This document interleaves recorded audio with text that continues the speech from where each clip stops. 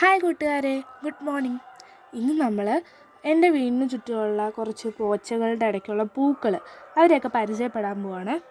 Okay, അപ്പോൾ നമുക്ക് start ചെയ്യാം. അപ്പം ആദ്യത്തെ ആൾ ഏഷ്യൻ സ്പൈഡർ ഫ്ലവർ ആണ്. അത് നമ്മൾ കാട്ടുകടുക്ക് എന്നൊക്കെ പറയാറുണ്ട്.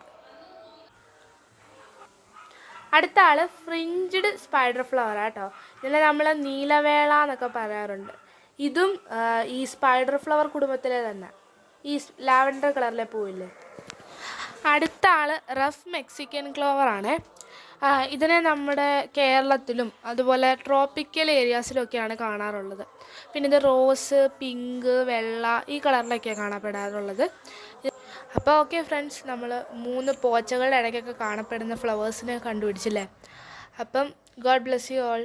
പുതിയൊരു വീഡിയോയിൽ കാണാം.